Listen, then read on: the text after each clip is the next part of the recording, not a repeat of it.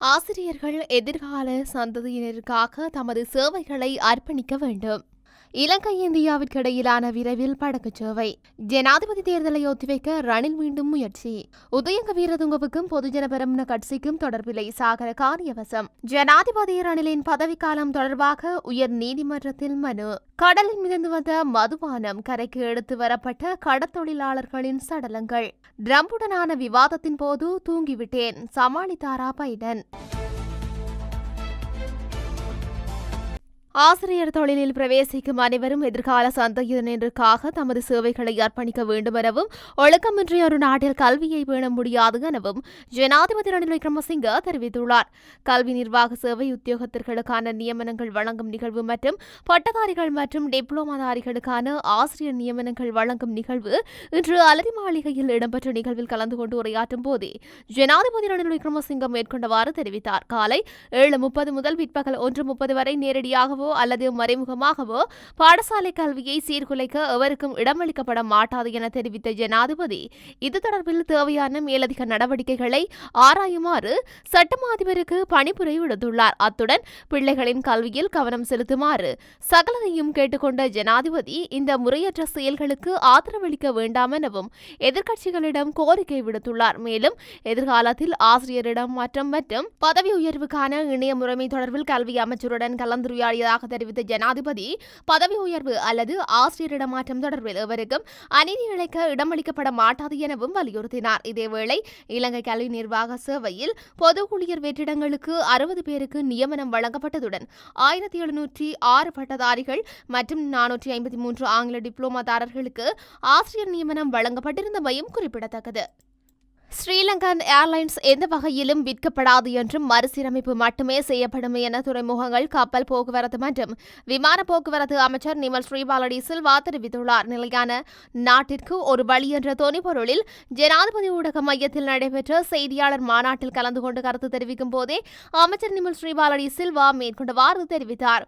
Sri Lankan airlines நிறுவனத்தின் 49% பங்குகளை வேறு நிறுவனத்திற்கு வழங்க முடியும் எனவும், ஆனால் பொருத்தமான முதலீட்டாளர் இதுவரை வரவில்லை எனவும் அமைச்சர் தெரிவித்தார். அத்துடன் பாரிய நட்டத்தை சாதித்து வரும் மத்தள விமான நிலையத்தின் நிர்வாகம் அடுத்த சில வாரங்களுக்குள் ரஷ்ய இந்திய கூட்டு நிறுவனத்திடம் ஒப்படைக்கப்படும் என அமைச்சர் தெரிவித்தார். மேலும் அண்மையில் இலங்கைக்கு விஜயம் செய்திருந்த இந்திய வெளிவிவகார அமைச்சர் எஸ். ஜெய்சங்கர், இலங்கைக்கும் இந்தியாவுக்கும் இடையிலான படகு சேவை மிக விரைவில் ஆரம்பிக்கப்படும் என தெரிவித்ததாகவும் அமைச்சர் இங்கு சுட்டிக்காட்டியுள்ளார். ஜனாதிபதி ரணில் விக்ரமசிங்கவும் அவரது அடிமைகளும் அரசமைப்பை மீறி ஜனாதிபதி தேர்தலை ஒத்திவைக்க மீண்டும் முயற்சித்து வருகின்றனர் என்று எதிர்க்கட்சித் தலைவர் சஜித் பிரேமதாச தெரிவித்தார். ஜனாதிபதி தேர்தலை நடத்துவதற்கு இடையூறு விளைவிக்கும் அரசின் சதி நடவடிக்கைகளுக்கு எதிர்ப்பு தெரிவித்து மட்டக்களப்பில் இருந்து விசேட அறிவிப்பொன்றை விடுத்தே எதிர்க்கட்சித் தலைவர் இவ்வாறு கூறினார். இது தொடர்பில் அவர் மேலும் தெரிவித்ததாவது, கடந்த காலங்களில் ஜனாதிபதியையும் அரசமைப்பையும் பிரதிநிதித்துவப்படுத்தும் அடிமைகளும் கையாட்களும் சகாக்களும் நாட்டுக்கு எதிர்மறையான செய்திகளை முன்வைத்து ஜனாதிபதி தேர்தலை நடத்துவது பொருத்தமற்றது என்ற கருத்தை உருவாக்கி வந்தனர்.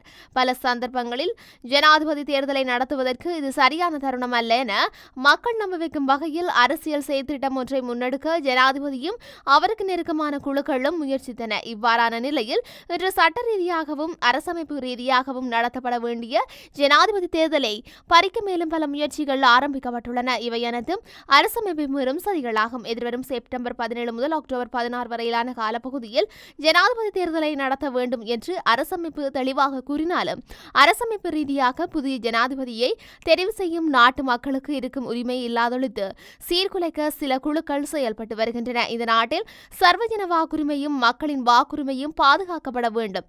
இந்த நாட்டு மக்களுக்கு ஜனாதிபதி ஒருவரை தெரிவு செய்வதற்கான சந்தர்ப்பம் வழங்கப்பட வேண்டும். மாளிகைக்குள் இருந்து கொண்டு மானகட்ட சதிகள் மூலம் ஜனாதிபதி தேர்தலை நடத்தாமல் இருப்பதற்கான பின்னணி தயார்படுத்தப்பட்டுக் கொண்டிருக்கும் வேளையில் இந்த நாட்டில் ஜனநாயகத்தின் மரணத்தை முன்னெடுக்க வேண்டாம் என பொறுப்புள்ள அதிகாரிகளிடம் கேட்டுக்கொள்கின்றேன். ரஷ்யாவுக்கான இலங்கையின் முன்னாள் தூதுவர் உதயங்க வீரதுங்கவுக்கும் கட்சிக்கும் தொடர்பில்லை எனவும், கட்சி தொடர்பில் அவர் வெளியிடும் கருத்துக்களுக்கு முக்கியத்துவம் இல்லை என ஸ்ரீலங்கா பொதுஜன பெரமுனவின் பொதுச் செயலாளர் சாகர காரியவசம் தெரிவித்துள்ளார். ஸ்ரீலங்கா பொதுஜன பெரமுன தனது ஜனாதிபதி வேட்பாளராக தம்பிக்க பெரேராவையும் பிரதமராக நாமல் ராஜபக்சவையும் நியமிக்கும் என உதயங்க வீரதுங்க தெரிவித்திருந்தமை தொடர்பில் காரியவசம் ஊடகவியலாளர்கள் கேள்வி எழுப்பிய போதே அவர் மேற்கொண்டவாறு தெரிவித்தார். அத்துடன் ஸ்ரீலங்கா பொதுஜன பெரமுன ஜனாதிபதி வேட்பாளரை நிறுத்தும் என மீண்டும் வலியுறுத்திய சாகர காரியவசம் ரணில் விக்ரமசிங்க ஐக்கிய தேசிய கட்சியிலிருந்து விலக்கி ஸ்ரீலங்கா பொதுஜன பெரமுனவில் இணைந்தால் அவருக்கு ஆதரவளிப்பது குறித்து பரிசீலிப்பதாக தெரிவித்தார். மேலும் எங்கள் ஜனாதிபதி வேட்பாளர் யார் என்பதை நாங்கள் இன்னும் தீர்மானிக்கவில்லை. அவர்கள் நிச்சயமாக பொதுஜன பெரமுன சின்னத்தில் ஒரு வேட்பாளரை நிறுத்துவோம் என்று வேட்பாளர் குறித்து உரிய நேரத்தில் முடிவெடுக்கப்படும் எனவும் அவர் குறிப்பிட்டுள்ளார். ஜனாதிபதி ரணில் விக்ரமசிங்கவின் பதவிக்காலம் குறித்து அரசியலமைப்பின் பிரகாரம் விளக்கம் அளிக்குமாறு கோரி உயர்நீதிமன்றத்தில் மனு ஒன்று தாக்கல் செய்யப்பட்டுள்ளது. குறித்த மனுவானது தொழிலதிபர் CD லெவனாவின் தாக்கல் செய்யப்பட்டுள்ளதாக தெரிவிக்கப்பட்டுள்ளது. மேலும் அரசியலமைப்பின் பிரகாரம் தற்போதைய ஜனாதிபதியின் பதவிக்காலம் தொடர்பில் உயர்நீதிமன்றம் தெளிவிட்டும் வரை அடுத்த ஜனாதிபதி தேர்தலை நடத்துவதற்கு இடைக்கால தடை உத்தரவினை பிறப்பிக்குமாறும் குறித்த மனுவில் கோரப்பட்டுள்ளமை குறிப்பிடத்தக்கது. மதுபானம் என கருதி கடலில் மிதந்த போத்தலில் இருந்த பொருட்களை உட்கொண்டு உயிரிழந்ததாக கூறப்படும் 4 கடல் தொழிலாளர்களின் சடலங்கள் தங்காலை மீன்பிடி துறைமுகத்திற்கு கொண்டு வரப்பட்டுள்ளன. குறித்த சடலங்கள் நேற்று காலை கரைக்கு எடுத்து வரப்பட்டுள்ளன. டெவோன் 5 என்ற கடற்தொழில் கப்பலும் இயந்திர கோளாறுக்கு உள்ளாகியிருந்த நிலையில் மற்றொரு கப்பல் மூலம் தங்காலை மீன்பிடி துறைமுகத்திற்கு இழுத்து வரப்பட்டது.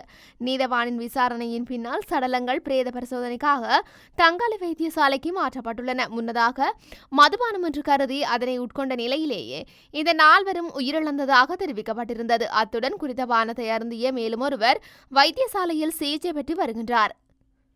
ட்ரம்புடனான விவாத நிகழ்ச்சியின் போது கிட்டத்தட்ட தூங்கிவிட்டதாக ஜோ பைடன் தெரிவித்துள்ளார். CNN செய்தி நிறுவனம் சார்பில் அமெரிக்க ஜனாதிபதி வேட்பாளர்கள் ஜோ பைடன் டொனால்டு ட்ரம்ப் இடையேயான நேருக்கு நேர் விவாதம் கடந்த 28ஆம் தேதி நடைபெற்றது. பரபரப்பாக நடந்த இந்த விவாதத்தில் ட்ரம்ப் பைடன் என இருவரும் ஒருவர் மீது ஒருவர் அடுக்கடுக்கான குற்றச்சாட்டுகளை முன்வைத்தனர். இந்த விவாதத்தின் போது ட்ரம்பின் குற்றச்சாட்டுகளுக்கு பைடன் சரிவர பதிலளிக்கவில்லை. மேலும் விவாதம் முழுவதும் ட்ரம்பின் ஆதிக்கமே இருந்தது. விவாதத்திற்கு பின் நடந்த வாக்கெடுப்பில் விவாதத்தில் ட்ரம்ப் வெற்றி பெற்றதாக முடிவுகள் வெளியாகின. இது தொடர்பில் பைடன் மேலும் தெரிவிக்கையில், விவாத நிகழ்ச்சிக்கு சில நாட்களுக்கு முன்பாக நான் பல்வேறு நாடுகளுக்கு பயணம் மேற்கொண்டேன். அதில் மிகவும் சோர்வாக இருந்தேன். இந்த விவகாரத்தை நான் சரிவர கையாளவில்லை. எனது அதிகாரிகள் கூறியதையும் நான் கேட்கவில்லை. விவாத நிகழ்ச்சியின் போது மேடையிலேயே நான் கிட்டத்தட்ட தூங்கிவிட்டேன். நான் விவாத நிகழ்ச்சியில் சரிவர செயல்படவில்லை. அதற்கு நான் மன்னிப்பு கேட்டுக் கொள்கின்றேன் என்றார். அமெரிக்க ஜனாதிபதி தேர்தல் நவம்பர் 5ஆம் தேதி நடைபெற உள்ளமையும் இங்கு குறிப்பிடத்தக்கது. சம்பந்தன் தனது அரசியல் வாரிசாக சுமந்திரனை கருதியிருந்த போதும் பின்னர் சுமந்திரனே அவரை பதவி விலக கூறியமை ஒரு பிழையான விடயம் என அரசியல் ஆய்வாளர் வேல் தர்மா தெரிவித்துள்ளார். ஊடகம் ஒன்றுக்கு கருத்து தெரிவிக்கும் போதே அவர் இவ்வாறு தெரிவித்துள்ளார். தமிழரசு கட்சியை பொறுத்தவரையில் சுமந்திரனை ஒரு தலைவராக பார்க்க முடியாது. இருப்பினும் அன்றிலிருந்து இன்று வரை நடைமுறையில் தமிழரசு கட்சி அவரது ஒரு தனிப்பட்ட சொத்து என்ற எண்ணக்கருவில் அவர் செயற்படுவதாக சுட்டிக்காட்டியுள்ளார். சம்பந்தனின் இறுதிச் சடங்கு நிகழ்விலும் தான் முன்னிலை வகித்து செயல்பட வேண்டும் என்ற நோக்கத்தில் சுமந்திரன் செயல்படுவதாகவும் அரசியல் ஆய்வாளர் வேல் தர்மா குறிப்பிட்டுள்ளார். விவசாயத்தில் ஜனாதிபதி ரணில் விக்ரமசிங்க வழங்கியுள்ள இலக்கை அடைவதற்கு தேவையான நடவடிக்கை எடுக்கப்பட்டுள்ளதாக விவசாயம் மற்றும் பெருந்தோட்ட கைத்தொழில் அமைச்சின் செயலாளர் ஜனக தர்மகீர்த்தி தெரிவித்துள்ளார். தற்போது கிடைக்கும் நெல் அறுவடையின் அளவை எதிர்வரும் 6 போகங்களில் இரட்டிப்பாக பார்க்க வேண்டும் என ஜனாதிபதி தெரிவித்துள்ளார். இதற்காக தொழில்நுட்ப பொதியொன்றும் அறிமுகப்படுத்தப்பட்டுள்ளது. பாரம்பரிய விவசாய தொழிலுக்கு அப்பால் அதிகரித்து வரும் உணவு தேவையை பூர்த்தி செய்யும் பொறுப்பை விவசாய அமைச்சு வெற்றிகரமாக நிர்வகித்து வருகின்றது. விவசாயத்துறைக்கு புதிய தொழில்நுட்பத்தை அறிமுகப்படுத்தியதன் பலன்கள் ஏற்கனவே கிடைத்துள்ளதாகவும் ஜனநாயக தர்மிக கீர்த்தி குறிப்பிட்டுள்ளார். தமிழ் தேசிய மக்கள் முன்னணியின் தலைவரும் நாடாளுமன்ற உறுப்பினருமான கஜேந்திரகுமார் பொன்னம்பலம் தீவிரமான புற்றுநோய் தாக்குதலுக்குள்ளாகியுள்ளதாக ஊடகங்களில் வெளியாகும் செய்திகள் தொடர்பில் கருத்து வெளியிட கட்சியின் பேச்சாளர் சுகாஸ் மறுத்துள்ளார். தென்னிலங்கை ஊடகம் ஒன்று வெளியிட்டுள்ள செய்தி தொடர்பில் ஐபிசி தமிழ் எழுப்பிய கேள்விக்கு பதிலளிக்க மறுத்த சுகாஸ், அவர் ஆஸ்திரேலியாவின் சாதாரண மருத்துவ சிகிச்சை பெற்று வருவதாக குறிப்பிட்டுள்ளார். தமிழ் தேசிய மக்கள் முன்னணியின் தலைவரும் நாடாளுமன்ற உறுப்பினருமான கஜேந்திரகுமார் பொன்னம்பலத்துக்கு 3 மாத கால விடுமுறை வழங்குமாறு எதிர்க்கட்சியின் பிரதம அமைப்பாளர் லக்ஷ்மன் கிரியல்ல முன்மொழிந்திருந்தார். இதனை தமிழ் தேசிய மக்கள் முன்னணியின் நாடாளுமன்ற உறுப்பினர் செல்வராசா கஜேந்திரன் வழிமொழிந்தார். இதனை அடுத்து நாடாளுமன்ற உறுப்பினர் கஜேந்திரகுமார் பொன்னம்பலத்துக்கு 3 மாத கால விடுமுறை வழங்க இணக்கம் தெரிவிக்கப்பட்டுள்ளது. இந்த நிலையில் கஜேந்திரகுமார் பொன்னம்பலம் தீவிரமான புற்றுநோய் தாக்கத்துக்குள்ளாகியதன் காரணமாக அவருக்கு குறித்த விடுமுறை வழங்கப்பட்டுள்ளதாக தென்னிலங்கை ஊடகம் ஒன்று செய்தி வெளியிட்டுள்ளது. இந்த நோய் சிகிச்சை பெற்றுக் கொள்வதற்காக அவர் வெளிநாடொன்றுக்கு சென்றுள்ளதாகவும் குறிப்பிடப்பட்டுள்ளது. இந்த நிலையில் தமது கட்சித் தலைவரின் நோய் நிலைமை தொடர்பில் தொடர்பில் வெளிப்படையாக கருத்து தெரிவிக்க கட்சியின் பேச்சாளர் சுகாஸ் மறுத்துள்ளார். சாதாரண மருத்துவ சிகிச்சைக்காக கஜேந்திரகுமார் பொன்னம்பலம் ஆஸ்திரேலியாவுக்கு சென்றுள்ளதாகவும் அடுத்த மாதம் அவர் நாடு திரும்புவார் எனவும் அவர் குறிப்பிட்டுள்ளார். மேலும் கட்சி கஜேந்திரகுமார் பொன்னம்பலத்தின் தலைமையில் தொடர்ந்தும் செயல்படும் என அவர் குறிப்பிட்டுள்ளார்.